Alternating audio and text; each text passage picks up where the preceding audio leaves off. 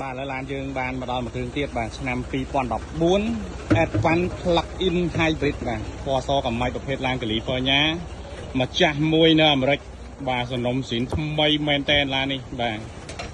បងមើលទាំងអស់គ្នាណាបាទឡាននេះគឺមានម្ចាស់ហើយបងមានម្ចាស់ហើយណាបាទគឺបងស្រីនៅខាងបឹងកៃកងអានេះថ្មីអស់ទេបាទពុកខាងក្រោយនេះដូចជាយើងអត់ដែរបានប្រើអញ្ចឹងមកថ្មីមែនតើខាងក្នុង Advanced បាទ Plug-in Hybrid គុជមួយបាទស្លាយកុងទ័របាទចង្កូតស្បែកពុកស្បែកបាទកៅអីចុចកម្ដៅពុកបាស JBL កម្ដៅពុកសងខាងបងណាបាទកញ្ចក់មើលក្រោយមានភ្លើងបាស JBL ឲ្យក្រង់ធំសម្ងាំងនៅស៊ីន Plug-in Hybrid បាទគឺសាកថ្មបងណាបាទសាកថ្មទីផ្លាកលេខឡានកាលីហ្វ័រញ៉ាខាងក្រោយនេះក៏មិនបាច់បាញ់ថ្នាំដែរបាទមើលខាងនេះណាបងបាទមើលខាងនេះសបកកង់ម៉ាក់ Preston ថ្មីបាទឡាននេះសង្កត់ថាយើងយកទៅប៉ូលាលាងទឹកជីបានណាបាទនេះ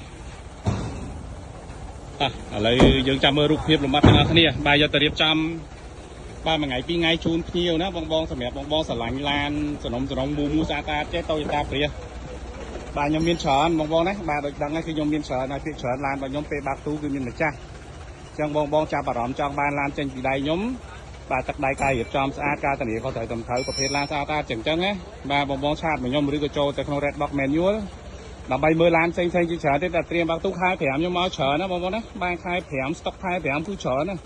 បាទពី option 2ឡើងទៅរហូតដល់ option 5បាទ010ដល់រហូតដល់015គឺច្រើនមែនតែនបងណាបាទហើយឡានរបស់ខ្ញុំសិតតែមានប្រវត្តិបាទមានរូបនៅអាមេរិក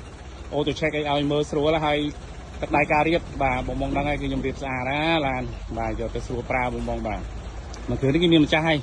បាទឥឡូវចាំមើលយើងជួបម្ចាស់គាត់នៅរយៈពេល2ថ្ងៃទៀតបាទអរគុណច្រើន